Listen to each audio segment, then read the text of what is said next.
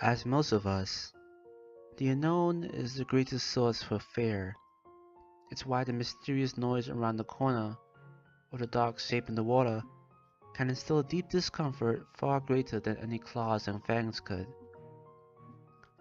The night I was visited remains the most unexplained event of my life, and although one could liken it to a surreal dream, in the sense that I evidently came out of it unscathed, I am tormented by the absolute lack of reason for my experience.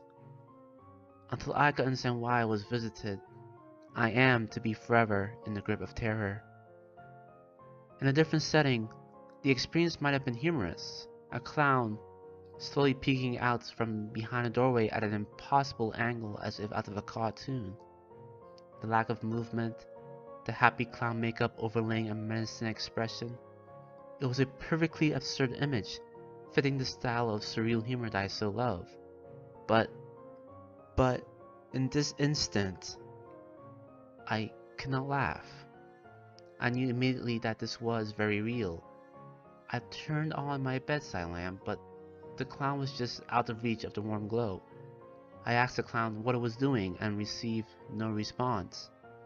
It did not react to anything I did. Not knowing what this was or what was behind the doorway, I did not dare approach the clown, although I suspect that it would have allowed me to do so. As the feeling to panic rushed through me, I could only think of throwing something at the clown. The nearest object at hand was my alarm clock. Almost as I expected, the being did not react, but I could not see what became of my missile. It made no impact, made no sound, and seemingly found no resting place. I began to make a sound in that moment.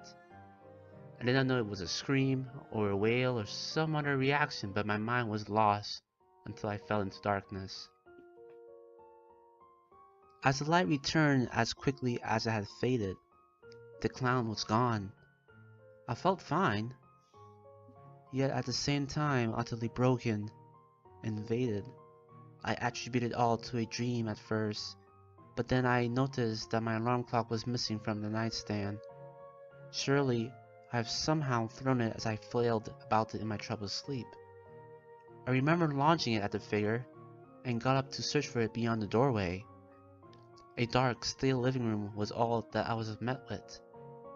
And as I fell to my knees to look for the clock, I felt once again an immense fear, and I kept on falling, and falling.